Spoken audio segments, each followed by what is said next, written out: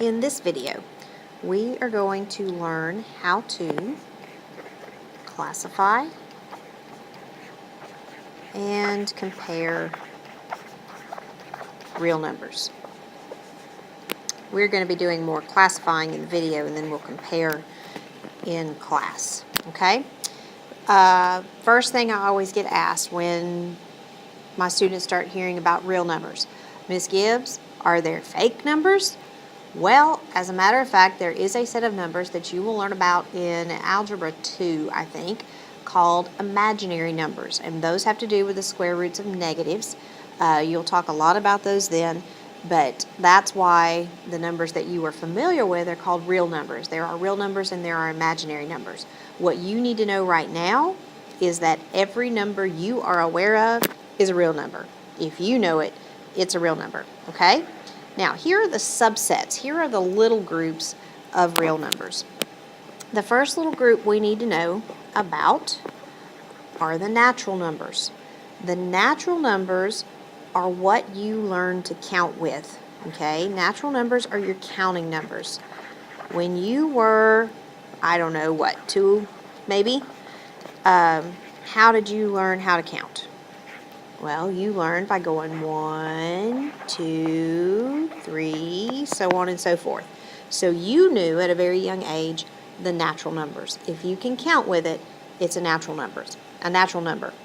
Now, the next group of numbers are the whole numbers. And the whole numbers are the natural numbers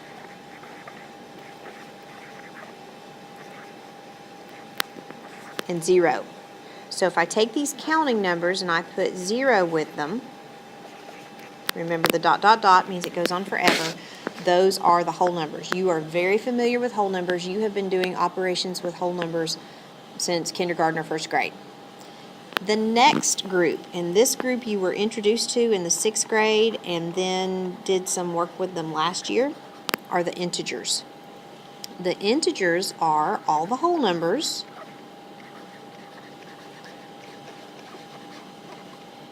and their opposites. So if we look at that set of whole numbers that we just wrote, 0, 1, 2, 3, and we look at their opposites. Well, what's the opposite of 0? The opposite of 0 is 0.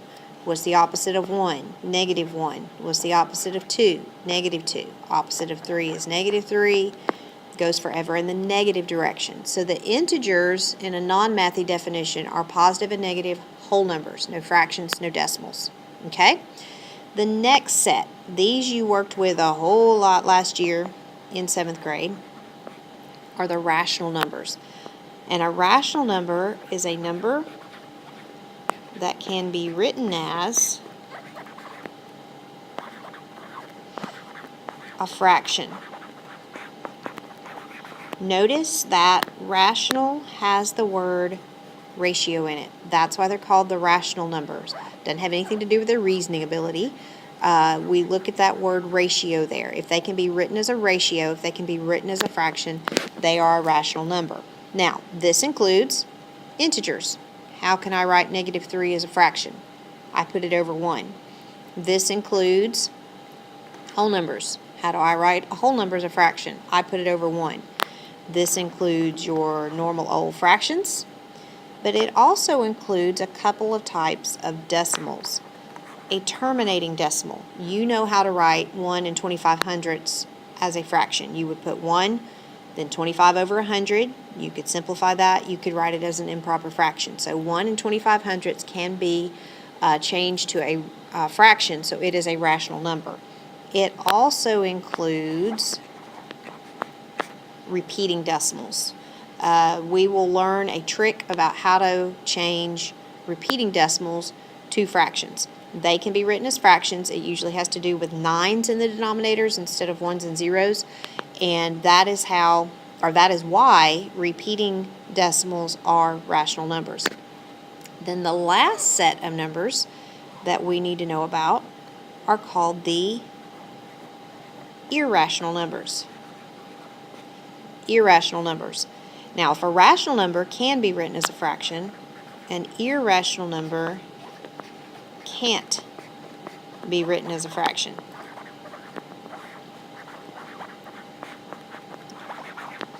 What are some examples of irrational numbers? Well, the most famous irrational number of all is pi. Pi is 3.14159 ... It never terminates. If it terminated, it would be rational, right? It never repeats, or it would be rational. It goes on and on and on and on forever. So it is an irrational number. Other irrational numbers would be square roots of imperfect squares. The square root of 2, that's a decimal. If you were to plug that in your calculator, square root of 2, you'd get 1.414, and it'd go on, fill up your calculator. That is an irrational number. It never terminates, it never repeats. And things like your negative imperfect squares. The square root of 37 is not a nice number. It's a big ugly decimal. It goes forever. That negative in front of it just makes that number negative.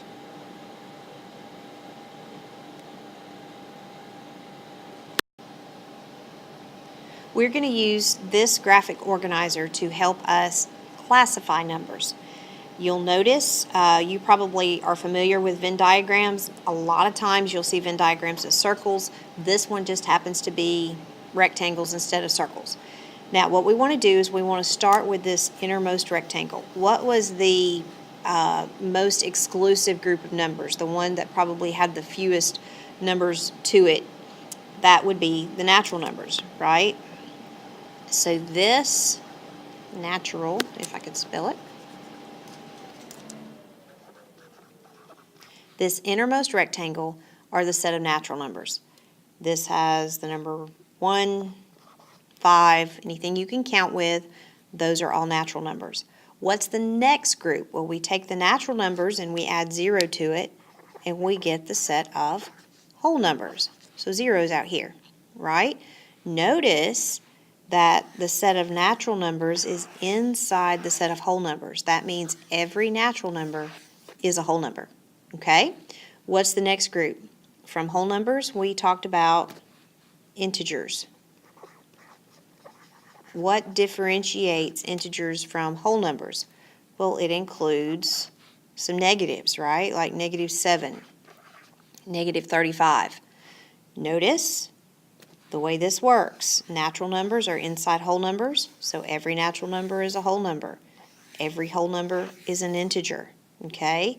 Natural numbers are whole numbers, are integers. It doesn't work going the other way.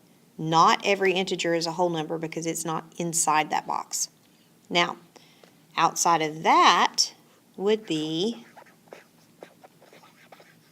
the rational numbers. Rational numbers would include your fractions, your repeating decimals, your terminating decimals. I think we used 1 in 2500ths as an example. Those are all rational numbers. Again, notice that natural numbers are whole numbers are integers, and integers are rational numbers. Does not work going inside, but it does going out, okay? Now, notice this big block right here. This separates these two sides. This side is the rational numbers, so what would be on the other side? Irrational numbers. Irrational numbers over here.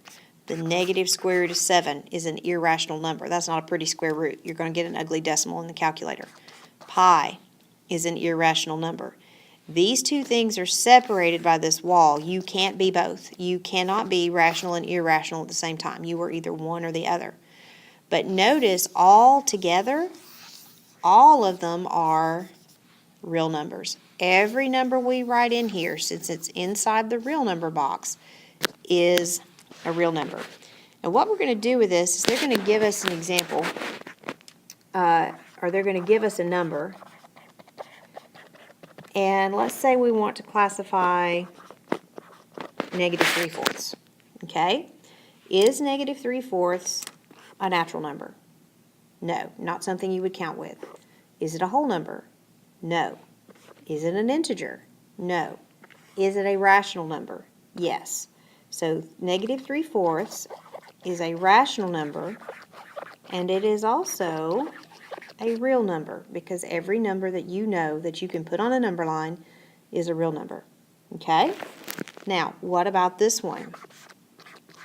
The square root of 100. Well, first of all, we notice that it's a square root. Okay? The next thing we need to notice is this simplifies. What is the square root of 100? The square root of 100 is 10. Where does 10 go in this chart? Where do you think? 10 is a natural number because you can count with it, right? What's the first thing you probably learned to do? Count to 10. So it's a natural number. Since it's a natural number, it's a whole number. Since it's a whole number, it's an integer. Since it's an integer, it's a rational number. Since it's a rational number, it is a real number. So what we're going to do with this is we are going to use this Venn diagram, this chart, to help us tomorrow to not only classify, but also to put some of these in order. We're going to put them in order on a number line. If you have any questions, write them here if you have any questions, and we will practice with this in class tomorrow.